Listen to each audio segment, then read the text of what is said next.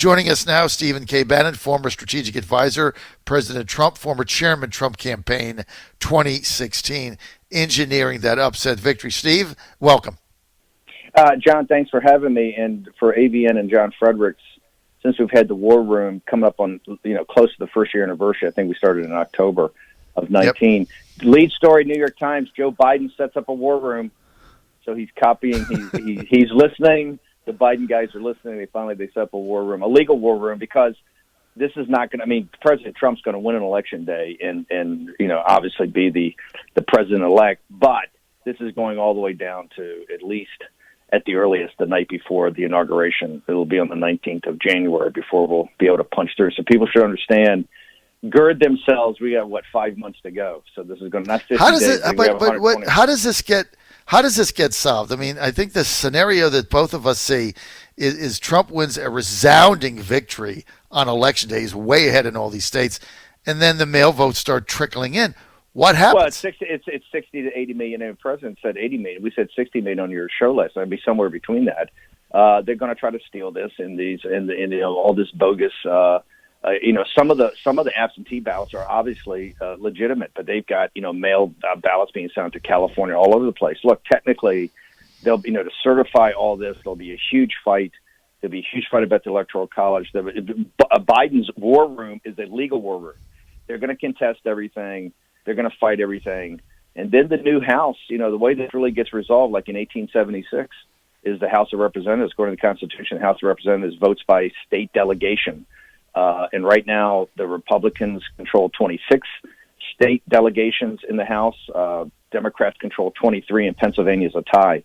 So it depends on the fracas in 1876 was who was actually going to be the new Congress, who was going to be selected. So you're going to have electors that are going to be fought over, and you're going to have the seating of the House. But people should just understand the task before you today is what John Fredericks says: totally mobilization. You've got to sign up, volunteer to the Trump campaign, RNC, et cetera. And by the way, for the people that listen to the Bernie Democrats, the working class Democrats, listen to the show.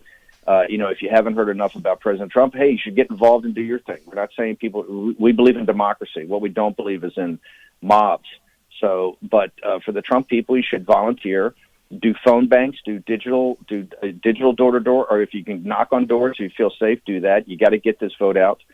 You got to get out every person you know, and then on Election Day, you either have to be one of two things. You have to be a poll watcher, or even more importantly, as we say on our show, volunteer today. Go to your local election, officials, and sign up to be an election official. Be in the room where the count's going to be, because that's where it's going to be huge. Any lawyers out there that are, they're signing up lawyers left and right to be election lawyers. You can volunteer for that, and people should just be prepared to punch this through. And what President Trump said, if you read the Transition Integrity Project and all the aspects they're putting out there to try to delegitimize President Trump, is that they're going to bring, they say, millions of people to Washington D.C. They're going to put millions of people in the streets, so we have to be prepared to show President Trump's support. So this is going to be, people should understand, this is going to be, don't think you're going to be sitting there popping the champagne corks on election night, because even with, you saw that scenario from Hawkfish, even with 424 electoral votes on that evening, they won't call it for him, and we're in for a long, tough fight. But I like the guys on our side of the football, so let's just get it on.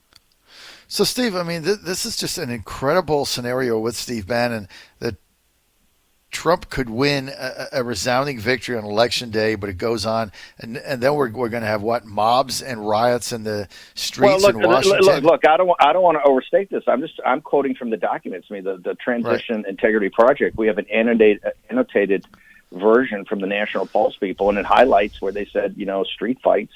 Street fighting is going to be a key element of this. So look, people should understand. Let's go back from when President Trump first won on that evening, on the early morning hours of November 8th, or 9th, actually. I said they had the nullification project. They tried to nullify his election during even the transition. We know now about all this spying that went on by Bannon and all these guys in the transition. That was nonsense. They tried Russiagate at first, and they tried to impeachment, right? Then now we get the pandemic, and now they're going to try to make sure that he's not that he doesn't get his natural reelection. And here's what people should understand: and the people, look, the reason our show has gotten so big today we're going to start in Australia because the show's massive in Australia, is the Deplorables, listeners of the John Fredericks Radio Network. The Deplorables are changing world history. They did it in 16. The Deplorables in England did it in Brexit. The Lao Beijing is doing it in China right now. So this is very important. But don't think, even when Trump officially wins the re-election and is inaugurated at noon on the 20th, don't think this is going away. Every day is going to be a grind. They are bound and determined that he's not going to be able to be an effective president of the United States. You can see this right now in the government apparatus. You see these things pop up all the time that President Trump has certain of his appointees, but certainly, people call it the deep state. I call it the in-your-face state. So it's, President Trump is grinding, but so people should just understand, November 3rd, don't think, we got to get the election, we got to win. That's one signpost on the way. The next one is Inauguration Day. It's who's actually inaugurated. And then the next day is who's actually can implement his policies, these America First, Make America Great, bring manufacturing back, confront the Chinese Communist Party, all of that, to return this country to its former greatness. People should just understand this is going to be a grind. And I mean a grind for many, many, many years. And if you love your country, if you're a patriot, you just understand this is a time like this. It's like the Revolution. It's like the Civil War. It's like World War II. You're going to have to put your shoulder to the wheel. And I tell people, hey, you should drop your hobbies and focus on this. This should be your calling. And this is going to be a tough one. The polls, I think the polls looking very good. The Fox poll yesterday that Chris Wallace making such a big deal about 51-46. The buried lead there is the Hispanic. I think President Trump's up to 41% of the Hispanic vote. We know in Florida that Biden is in real trouble there because of the Hispanic vote. The Hispanic and Latinos are responding to the working class strivers economy that President Trump built before, and they understand that in confronting China and bringing fourth industrial revolution manufacturing back here to the United States, that a lot of those jobs are going to go to the working class Hispanics. And they like President Trump's. I think President Trump could get 45%. I think if the cards are played right, he might even get 50% of the Hispanic vote, and that's a game changer. So there's a lot of good in these polls. They just need to keep hammering. And people, this is really going to come down on the shoulders of the deplorables to really turn out to vote. This is a mobilization election. You just saw yesterday, Bloomberg committed $100 million of his wealth to defeat Trump just in the state of Florida. He's going to put $100 million between now and Election Day to defeat Trump. So the globalist billionaires, the globalist party of Davos is arraigned against the American working class. But I think people are smart enough to see what's going on. And now so the time of talk's over. The time for happy talk is over. It's all about hunkering down and getting the vote out and then securing the vote after that. The Fox poll, we were talking about this earlier. The Fox poll had it 51-46 Biden nationally, which is, pretty good actually, because we know there's a 3 or 4% undercurrent for Trump voters every place. But in the same poll of the same people, 52% of people said Trump would win versus 43% for Biden.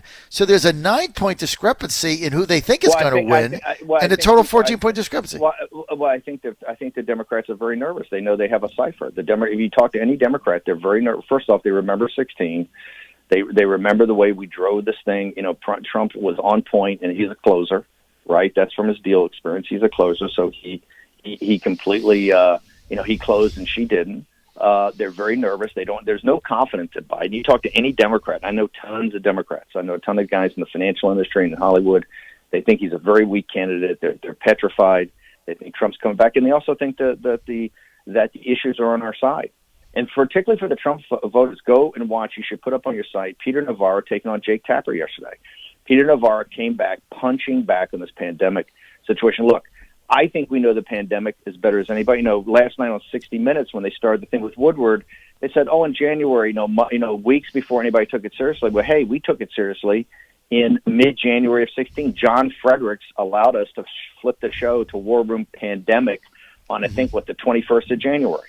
So we had a very good feel for that. And if you look at the granularity of the actions that were taken versus what the Democrats were saying, there's no doubt. And President Trump was trying to keep people calm and not panic because we knew very little about this pandemic. And I tell you how little we knew about it. Dr. Yan, who's been on War and Pandemic on the John Fredericks Radio Show several times, has now been interviewed by the Daily Mail. She was interviewed by the New York Post.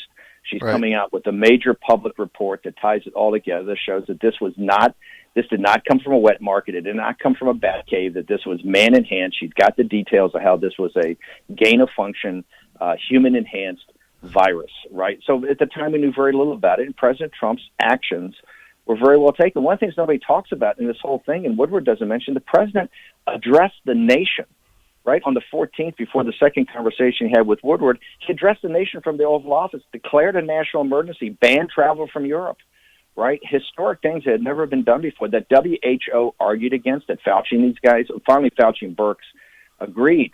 But Fauci's got the president's back. He said there's nothing that went on at that time that President Trump said that was against what we were recommending at the task force. To me, and I just think the White House, I think Navarro, I think other people have got to go back out there and fire back on this nonsense from the Woodward book with granularity, with details. Jake Tapper just keeps yelling at Navarro, not answering the question. He throws out these generalities. The way you beat the media is come back with facts, details, timeline, critical path, all of that. They can't match up. They're in meltdown. First of all, they're all actors. So, they got the producer yelling in their ear, but they get confused. You just got to hammer back. I think Navarro is a perfect example of that. But people have to understand that this is, Biden setting up this legal war room shows you that, that they fully intend to, like Hillary Clinton told Biden, under no circumstances are you to concede. Under no circumstances are you to concede. So this is going to be tough. And people out there have to understand, if we're not tough enough, you're not going to have President Trump on January 20th at noon taking the oath of office. So you got to be tough, and that means drop everything else you're doing, go to the barricades, start calling, start getting people out, start being an activist. Just don't be passive. Don't listen to talk radio. You got to take action. Why would the president agree to 18 hours of Bob Woodward interviews on tape, or 18 interviews in 20 hours before the election? Did he really think something positive was going to come out of this? If we keep wringing our hands about this, John, we're not going to know. I don't know. President Trump has a very strong belief in his powers of persuasion, and I think he wanted to tell a story. He didn't feel that in the first book for a host of reasons. I think some miscommunications with some staff at the White House. He wasn't interviewed for the first book. He wanted to be in this book, and he made a decision. And to me, it is what it is. You could go back in Monday Morning Quarterback, but it's we're 50 days, we're 49 in a wake up to Election Day. We're 128 in a wake up from inauguration. I agree. I probably, in hindsight, you wouldn't do it. President Trump said he thought the guy might give him a fair shot. He gave him plenty of time. And the book is what it is. Look, the cover says rage. I think that's, you don't need to. Yeah, that's all you need. When you see the covers rage, and there's a second one. The first one's fear, the second one's rage. So I think you've got it, but you just have to deal with it. I think the way to deal with it is what Peter Navarro did. CNN wanted no part of that. NBC's written it up. That story's trending. They wanted no part of Navarro. They kind of essentially cut him off. Say, you're not answering the question. He was answering the question. Peter Navarro said that you don't like the answers. Peter Navarro, look, is the guy in back of the memos. He's got to lay out what he and the task force were working on, see the actions Trump was taking, see how from the ventilators, all of it. Let's go through that timeline. Let's talk about a lost February. Let's look at Biden. Let's look at Cuomo. Let's look at de Blasio. Let's look at, master political strategist Nancy Pelosi. Just compare and contrast. We were there. We covered it every day. We saw exactly what was happening. I actually thought in February, and I said this at the time, I thought the Democrats' response at that time was irresponsible, gross negligence. What they were saying, they went to Chinatown one time and were mocking Trump about what he was doing, about the ban. The ban was a prudent ban. People in China, because we have the new federal state, we have the whistleblower movement, we have the Rule of Law Society Foundation, all these coordination points with all the Chinese, and they knew something was wrong. They didn't want it to spread. So it's the Chinese people are the victims here. So no, they were the month of February. They talk about Trump's lost month. Just compare and contrast what the task force was doing, what Dr. Fauci was recommending, what the president did, leading up to the Oval Office address, leading up to this historic action of stopping it coming from Europe, which was really China sending it to Italy, to the textile and fashion industry in northern Italy, which obviously was devastated. We covered this. We are the people that War Room Pandemic covered this better than anybody. We were on this. because of our knowledge of China. We were on this back in mid-January. The show started, I think, the 21st. We had the top experts in the world. We were talking about gain of function. We were talking about all the criteria about how you monitor. So I don't need people to sit there, and particularly CNN, which was disastrous. They came to the game with their global resources. They came to the game very late when they can use it as a political weapon against President Trump. That's all. That's the problem with the mainstream media is they're so corrupted and so triggered by the president. And when I say the president, they're triggered. Remember, the reason they hate Trump, he is the voice of the deplorables. They don't want working class Americans, whatever their ethnicity or race is, black, Hispanic, white. They just don't want working class and middle class Americans to have a place at the table, right? You're just supposed to be a Russian serf, right? You're supposed to pay your taxes, keep your mouth shut, and just grind away at jobs where you never really get the value that you create, right? That's what this whole drill's about. That's what they want, the slave labor in China, and they want the serfs in the rest of the world, and that's what they want. And you're supposed to keep your place. And Donald Trump is a guy that wants to break that business model and represent you, and that's why they hate him. They think he's a traitor to the investor class. They think he's a traitor to the business class, and the progressive left thinks he stands for too much of the traditional American ideals, and they want to destroy him. That's why he triggers them. He triggers them because of your radio audience. And that's why War Room Pandemic didn't become this big show in China, in Mandarin, in Australia, throughout the world for one reason. It's not just what we do, but most importantly, it's the audience we talk to, and they understand the deplorables can change history. So called again to do it, and it's going to have to happen between now and the next 5 months. All right, let's get to the Washington Post article that came out Sunday, Steve. Very critical of your relationship with the Chinese billionaire. How do you respond to that? Well, look, I think if you read it, actually, I think it's complimentary because whatever you say about Miles Guo, he changed American history in one big way. He got us to start focusing on the Chinese Communist Party. Okay, he said it's not China and the Chinese people; it's the Chinese Communist Party is your existential threat and your enemy. It's infiltrated your financial institutions. It's infiltrated your educational institutions. He has been a hammer from day one, and show me where he's been mistaken. He's done a great service to this country. Now you have Tom Cotton, and you have Josh Hawley, and you have the president. You have Mike Pompeo. You have Ray. They're saying Chinese Communist Party. You didn't hear this 4 years ago. You virtually heard never a discussion about the Chinese government. It was always China. We have now exposed who the enemy is. The most important story in there is Michael Pillsbury, Dr. Pillsbury, who I have a tremendous respect for. We have a dinner with him.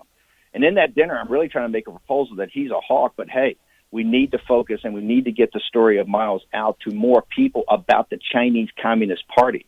And Pillsbury says he goes to, and he tells the stories in the Post. He flies to China, and a senior Chinese Communist Party cadre member tells him, we know about your dinner, and you better knock it off. You're not going to have any access over here, right? These guys are dangerous, and I'm glad we're dangerous. I want to be dangerous to the Chinese Communist Party. It's my life's work is to assist the Chinese people. People who listen to this show every day for over almost a year now. They know that exactly where we're coming from. We're very focused on what they do in finance. We're doing what they do in these corporations, and we're always ahead of the stories, whether it's TikTok, whether it's the investments on Wall Street, all of it. And the American people are not totally going to be free until the Chinese Communist Party is broken and the totalitarian dictatorship they have with the Chinese people is broken. So no, I take it as I actually view it as a positive article. Miles Guo is very controversial. There's no doubt about that. But look at Dr. Yan on Daily Mail on a Friday, and then on the New York Post on Saturday. They talk about this coming paper. That's the reason you see these defectors coming from China is they understand they have people here that can assist them, and in Europe that we can you can get safe houses, you can get security there. Every one of these people, in fact, her paper that's coming out will be public, I think, in 24 or 48 hours. There's a number of colleagues of hers. Some are in the mainland. They have to use false names right now because of the pressure put on their families. Her family immediately the Chinese Communist Party and the PLA went to. So this is, the Chinese Communist Party is at war with the United States. Don't think otherwise. They want to destroy us. They've been very adamant about that, very upfront about that, and they've infiltrated. And that's, by the way, these aren't conspiracy theories. It's an open thing that their relationships with Wall Street, their relationships with corporate America. You see it every day. President Trump, the biggest fights he's had on his trade bill and everything like that is Wall Street and the corporations and the Chamber of Commerce, right? The same Chamber of Commerce that's fought the wall, that fought everything to do with restricting the labor market here so that your audience can actually get better wages, which President Trump, in the Strivers economy finally started producing. He had, I think 11% increases in wages for working class people, not non-college graduates. Right. That's all been fought. That's all been fought by the corporate and financial apparatus in this country because they're in bed with the Chinese Communist Party. Steve, do you believe that there's just a coordinated effort underway to silence Stephen K. Bannon?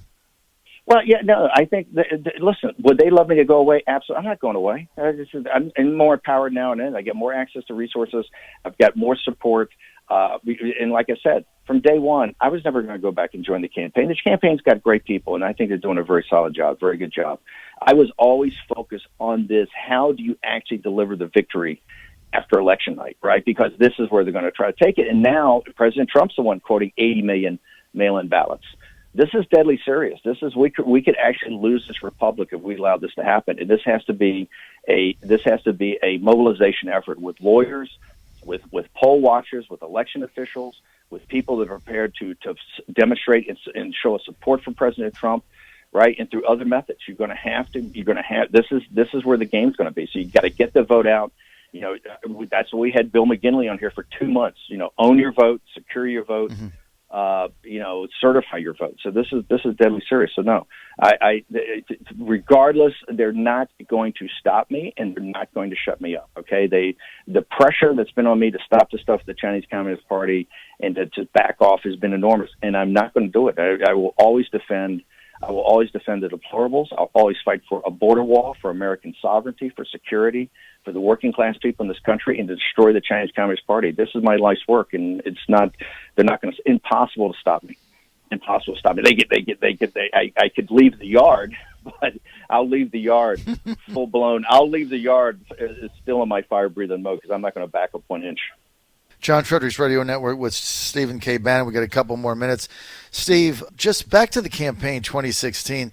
Remember when you were there as chairman and the president made the statement, they asked him if he were to lose on election day, if he would concede, and he said, I'd have to see what happens. And remember, everybody went ballistic over it. Their hair was on fire. Like, oh my God, he's not going to concede. Hillary Clinton, a week ago, on a video, says, I told Joe Biden not to concede under any circumstances. Any circumstances. What does that mean? Yet not a peep out of the mainstream fake news media. Listen, they're prepping the battlefield right now. That's why I had this story in the Atlantic, that phony story about President Trump and the troops. Look, I went to Gettysburg with President Trump. I've seen the way he honors America's honored dead, our war heroes. I've seen him with veterans. It's amazing. Nobody has more respect for people that served than Donald J. Trump. And I say that as a veteran. I say as a guy who's got a daughter that served in Iraq after West Point. President Trump is I think the best in that. I've never even seen any question about it. Also, you see these fake stories coming out because they're trying to get the military to stand down in case there's any point. President Trump said the other day he's going to call in the Insurrection Act if this thing gets out of control. This is as serious as it gets. People got to understand you should be spending an enormous amount of time, of your personal time, getting up to speed on this. And war room pandemic, every day we're going to go through it, right? As part of this, look, I'm in New York City. This city is a ghost town, right? The Washington, D.C. is virtually a ghost town. These major cities, we're not clicking back on this. There's got to be some changes. There has to be some fundamental changes here. So, no. The reason, and Hillary, by the way, in 2016, they being wise guys, thought, President Trump, after they heard that, they sent us an email that said 15 minutes after the Associated Press calls it, we're going to give you 15 minutes to concede, right? If we win, and if you haven't conceded, we're going to stand up and do our celebration. She's going to give her victory speech. You get 15 minutes, and they said, oh, by the way, if we lose, like they never thought they would, if we lose, we'll do the same. So I said, fine. I got it. Said, hey, this is Robbie Mook. He's a big shot. I thought the guy was a clown from the beginning. I said, hey, this is fine. That's the deal. That's the deal. 15 minutes after, I think it was 12 minutes after AP called it, she called because she had set the terms of the deal, right? Mm-hmm. She had set the terms of the deal because their hair blew up. The other day, she said, under any circumstances, don't concede. So people just got to understand that's their mentality. And Hawkfish is Bloomberg's baby. Hawkfish is one of the most sophisticated data analytics shops around. And they came out the other day and added the fifth scenario to the Transition Integrity Project. If Trump is up 424, I think, I don't know, 101 or 110 or something like that, 424, right, that Biden will be president by Thanksgiving.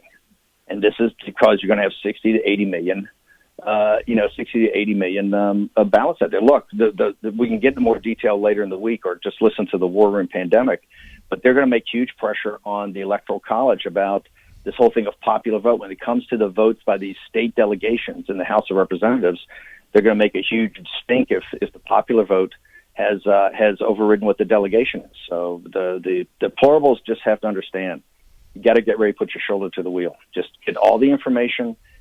It's all out there. There'll be more on all these websites now. People are on top of this, writing stories every day, doing analysis. We're going to have people on every day to go through this. So it's just, I would say, put the golf clubs away. No need to watch NFL. No need to watch college football. Just get focused on the task at hand. And the task at hand is getting out an enormous vote for November 3rd and then securing that vote afterwards and making sure President Trump at 12 noon on the 20th of January, the year of our Lord 2021, is raising his hand to take a second term. All right, Steve, final question, then we have to go. The State Department over the weekend revoking 1,000 Chinese national visas due to potential security risk. We have 370,000 Chinese nationals studying in the U.S. I mean, this is a pretty unprecedented move. And Barnstead, the ambassador, quit last night in China. Look, this is not about the Chinese people. They're our allies, but these kids that come over here are forced to become essentially assets, right? They got to report in all the time, so they were revoking 1,000. I think you're going to see a lot more. Here's the point. This is not a conspiracy. It's all an open thing, but they've infiltrated. The Chinese Communist Party has essentially infiltrated virtually every aspect of American life, from our financial markets to our corporations to our political system to our universities, all of it, the Confucius Institutes, all of it. So it's got to be ripped out. Until the Chinese Communist Party is taken down, it's got to be ripped out. And the Chinese people here are not to blame, and we should not have any blowback on the Chinese people. They're actually our allies. Remember, of 1.4 billion Chinese, only 92 million are communist, right? And of those communists, only 1,000 make a difference, and it's really five families. Five families, essentially, from the Long March, from the very origin of it in the 1930s, 1940s, really control the country, and they're the wealthiest families on earth. They're much wealthier than the Gulf Emirates. They're wealthier than the Saudis, the Kuwaitis, the Bahrain. They're the wealthier than the Gulf Emirates. They're the wealthiest families on earth and the most powerful. And that's what the fight is. The fight is with the Chinese Communist Party, not the Chinese people. But look, a lot of these students they're all forced to do this, and I think we've got to revoke more of it. We've got to get them out. First off, we've got to go to the national weapons labs, get all these contractors out there, all these consultants out there. You just got to get it all out. And that's why the pressure. By the way, we could take down the Chinese Communist Party in 90 days, cut them off from the dollar, get them off the SWIFT system, sanction the banks, sanction these individuals. We could break them in 90 days. Well, why don't we do that? Right now, the Wall Street, there's not people. The pressure against President Trump to take dramatic, hard action financially is very tough. Very tough. Not an easy fight. It's not an easy fight. Not an easy fight. All right, Steve, I'm out of time. Thank you for being with us here on the John Fredericks Radio Network. Sir.